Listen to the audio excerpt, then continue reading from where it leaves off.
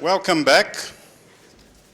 So we go for the last part of today's sessions. We are going to have 3 talks. The first one is by Daniela Paiva, who is a PhD student here at IMPA, and she will talk about Cremona transformations of P3 stabilizing quartic surfaces.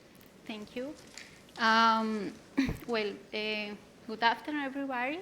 First of all, I want to thank Georgie for the invitation and the other organizers. Okay, so let me start by give some introduction and establish some notation. Our ambient space is the 3-dimensional projective space. We are always working in the complex number field. The Cremona group is the group of all the birational self-maps of P3. And we know that an automorphism of P3 is a birational map. So we have these continents here. OK, now let's consider a smooth quartic surface on P3. The birational maps that we are interested in are Cremona or birational maps. Cremona of P3 preserving the surface. If we take an element of this group, and when we restrict the birational map to S, it induces an automorphism of the surface. So we have indeed this well-defined restriction map. And actually, the problem that we are interested in is a base of this question that was posed by Gisatul. So the question consists in a study if understand if the map is surjective, or more general, what is the image of this map, the restriction map. Okay, so when we have a quartic with Picard number 1, the automorphism group of the quartic is trivial, so that means that the Gisatulin's problem is trivially solved.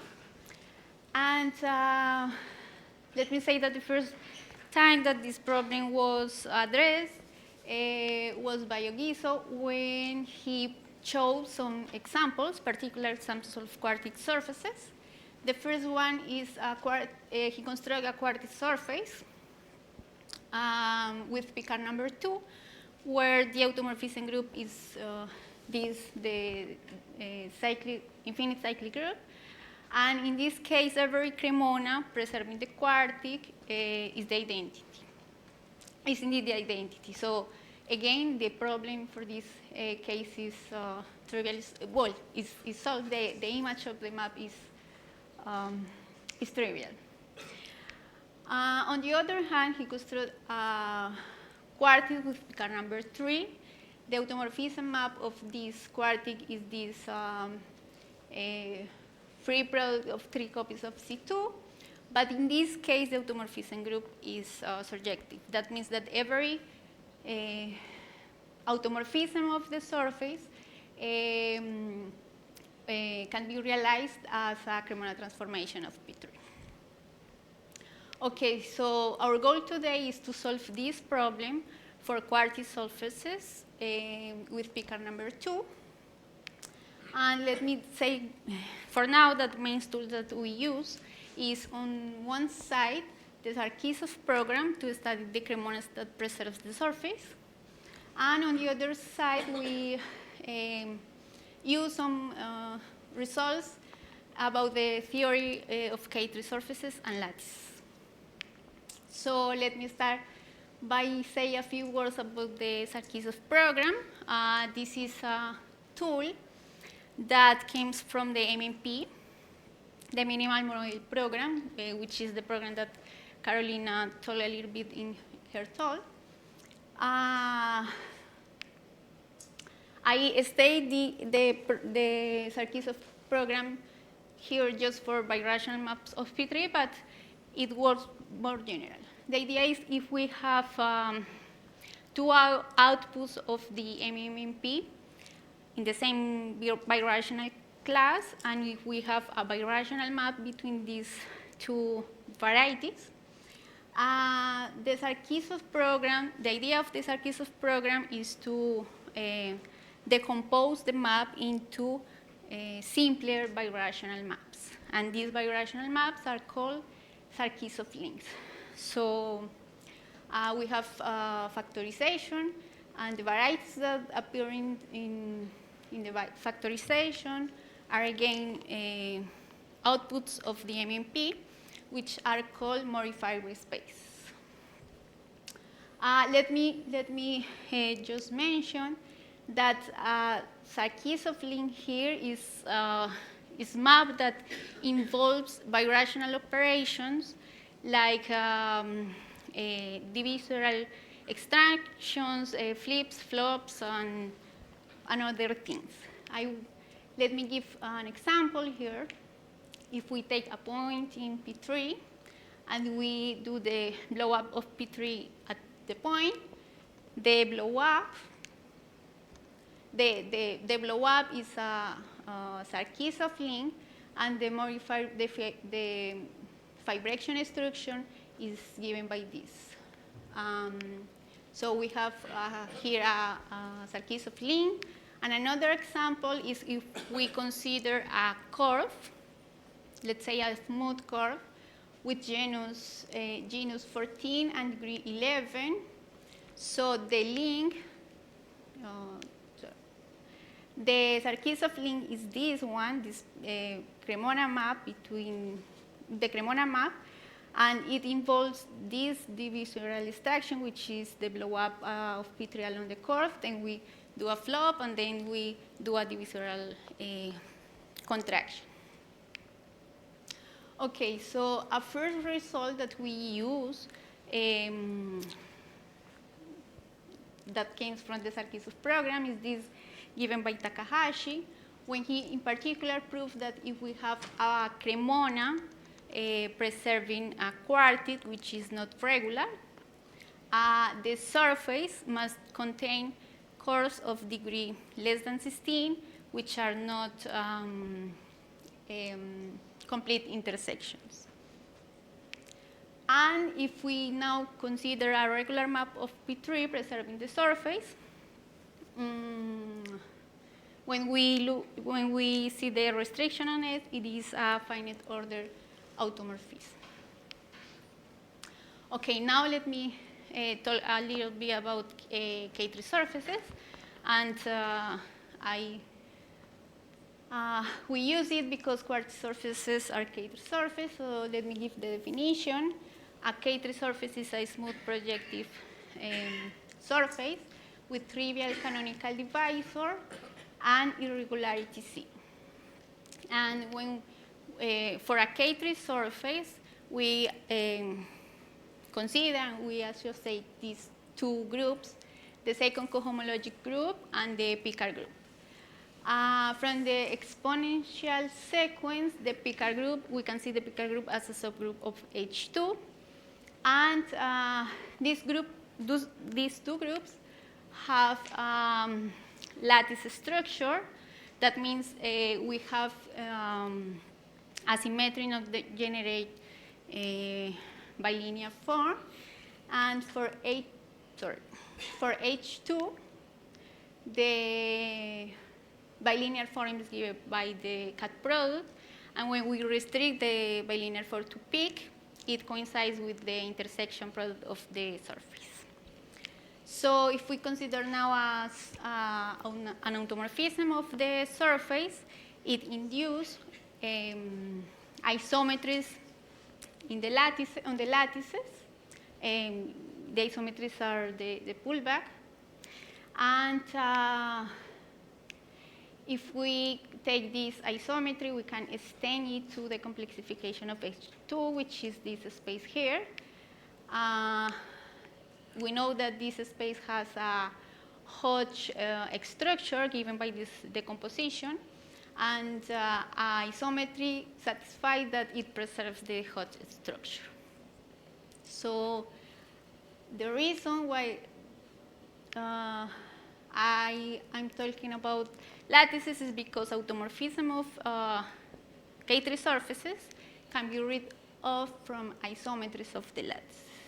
And this is the well-known global Torelli theorem that says that we have a correspondence between automorphism of the surfaces and isometries of H2, preserving the Hodge structure and the ample cone, the cone generated by ample divisors.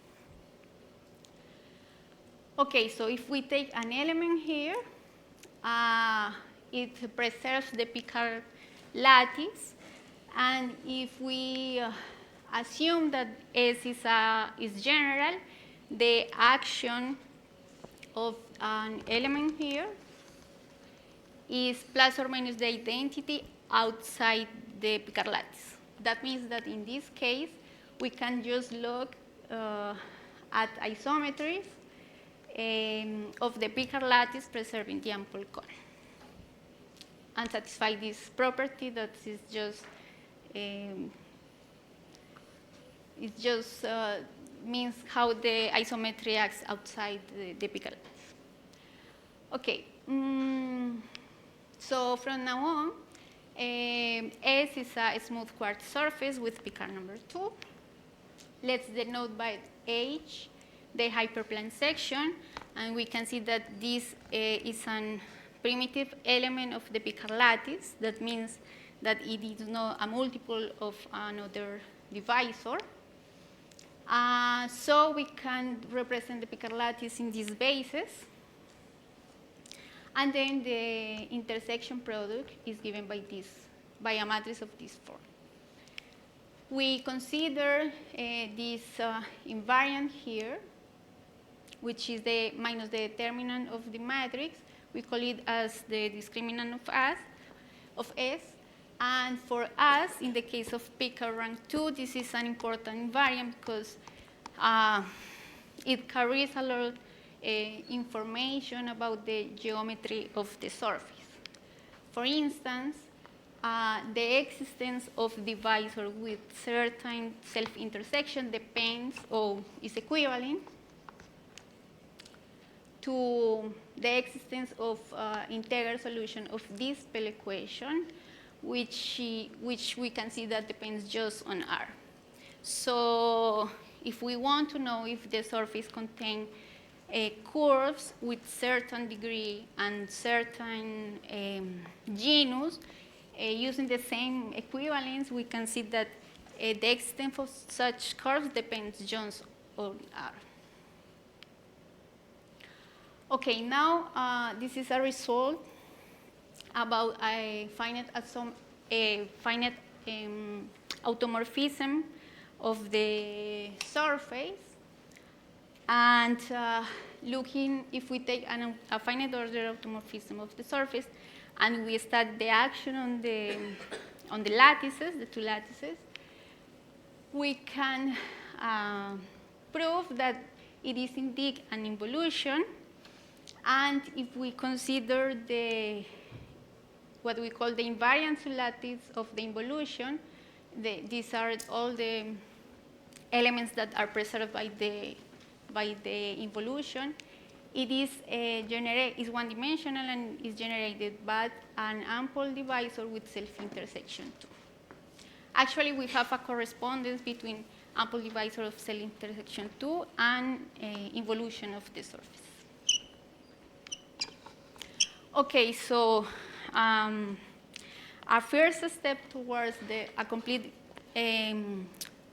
answer of the Giza-Tullins problem consists in this result, which is a joint work with Kanakedo.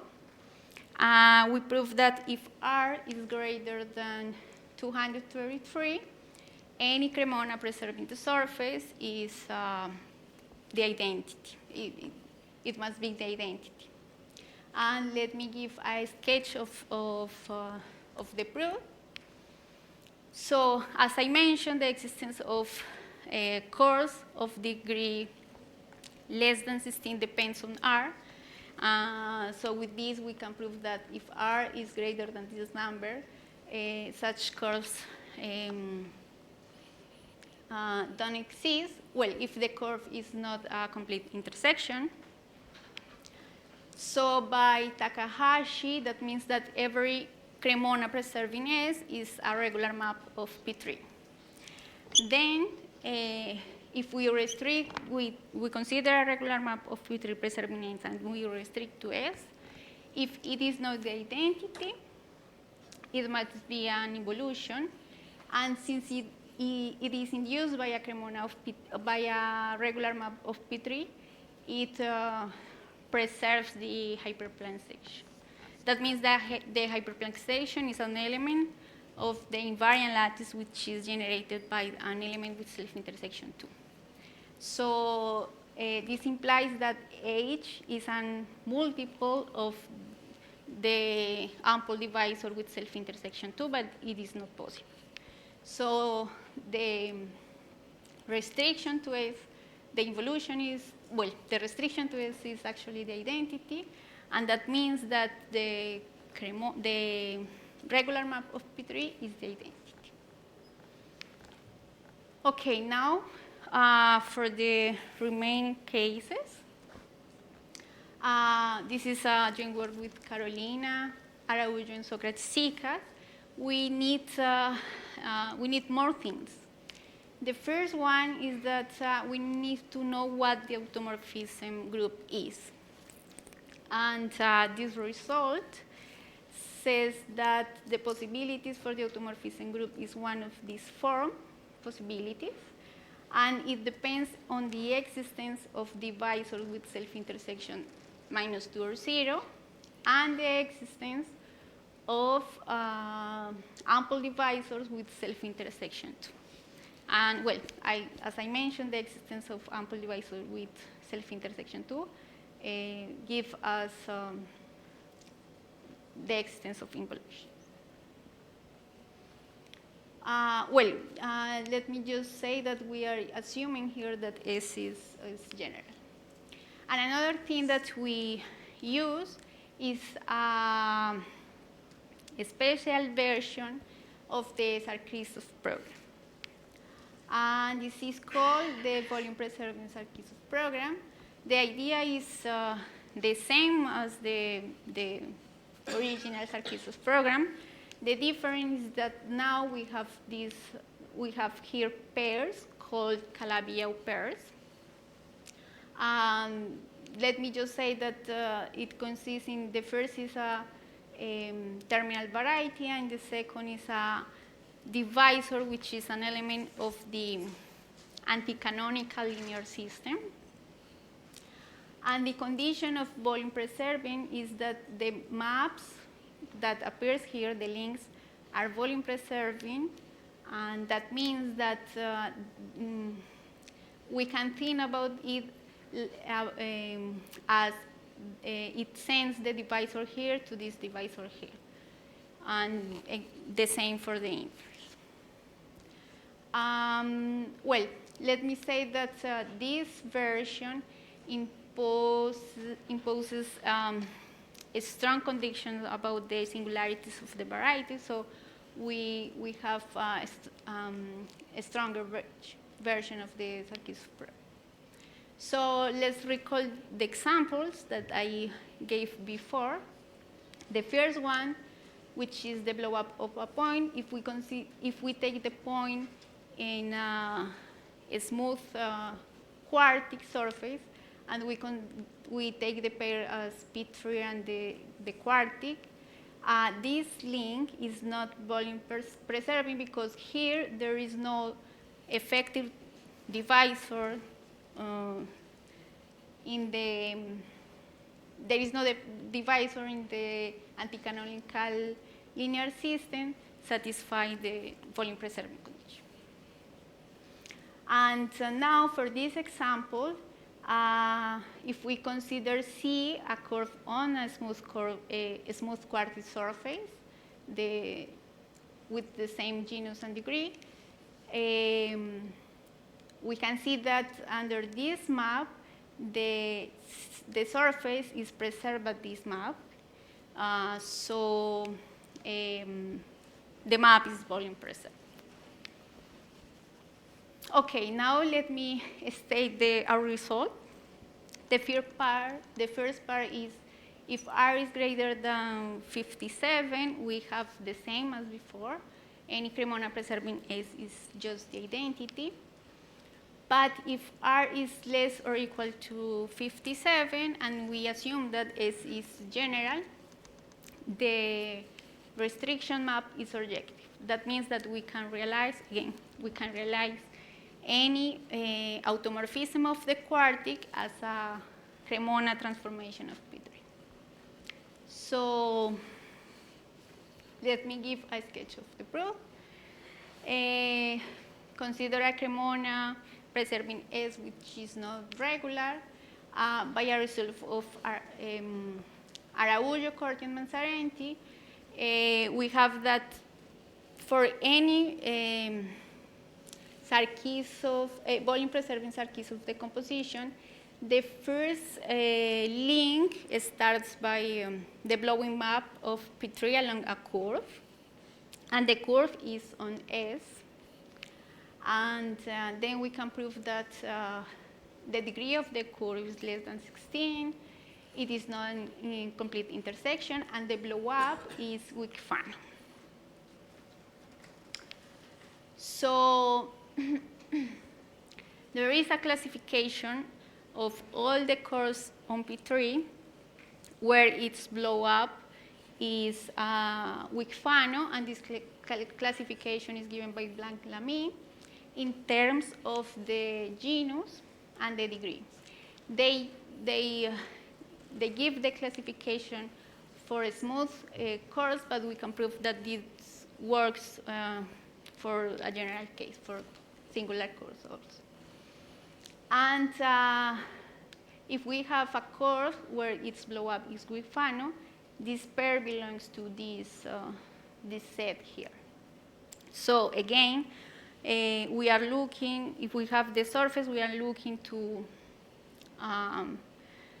curves with genus and degree 1 belongs to this set, and if R is greater than 57, such curve doesn't exist.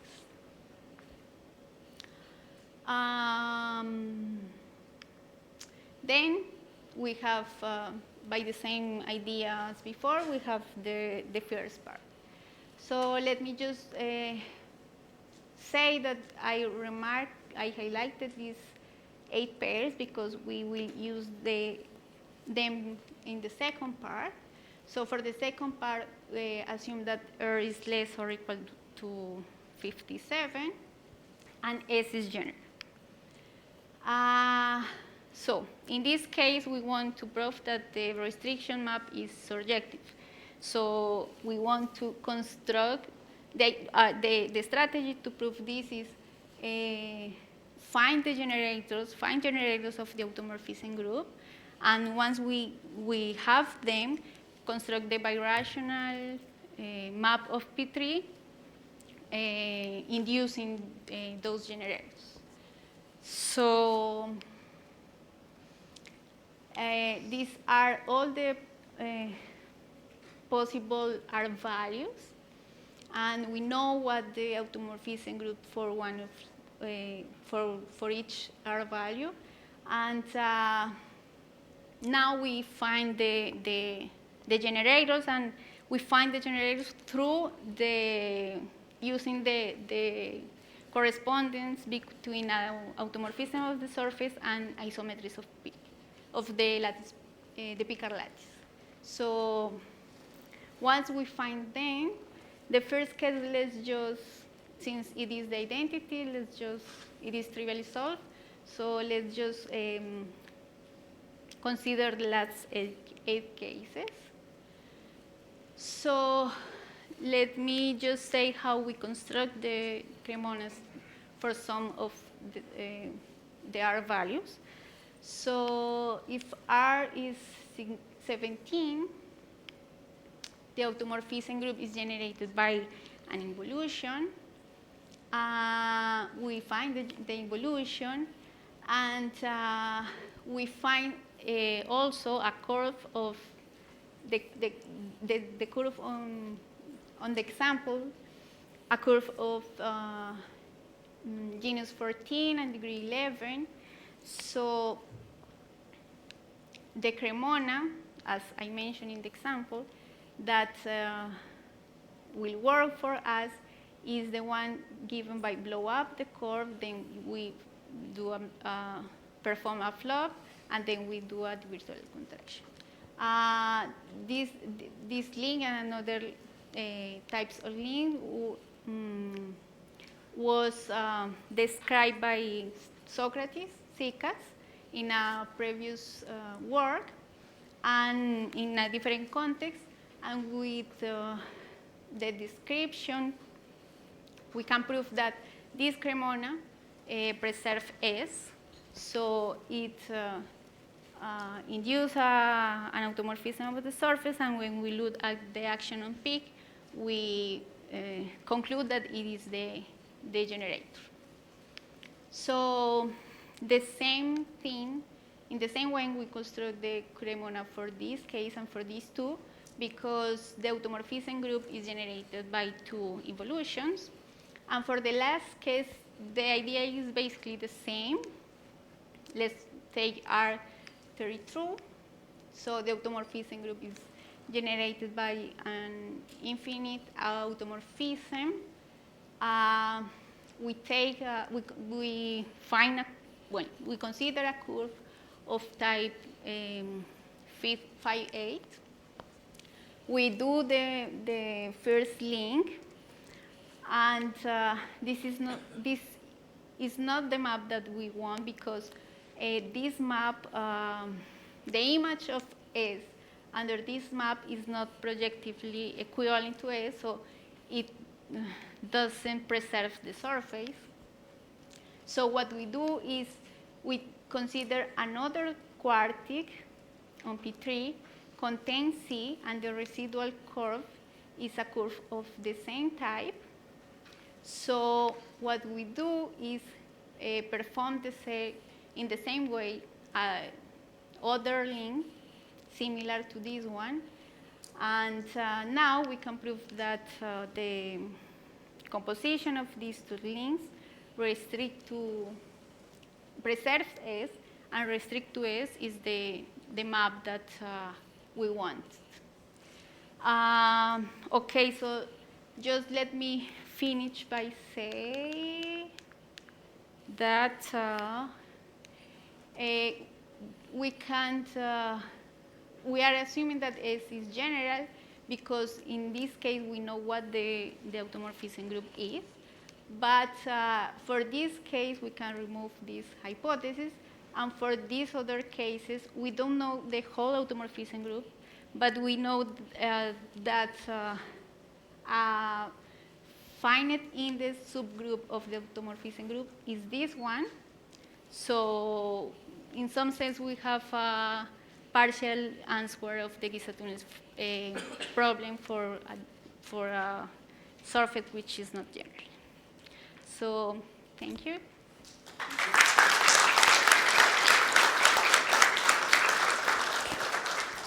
Thank you, Daniela. Questions, comments?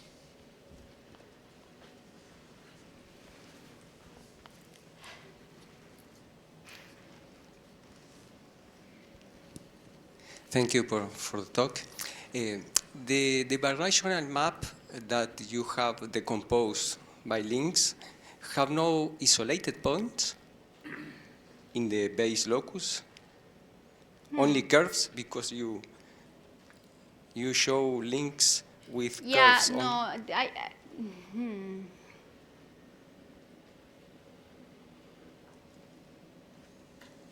I think that the base locus is the curve. It's only the curves? Yeah. Okay, thanks.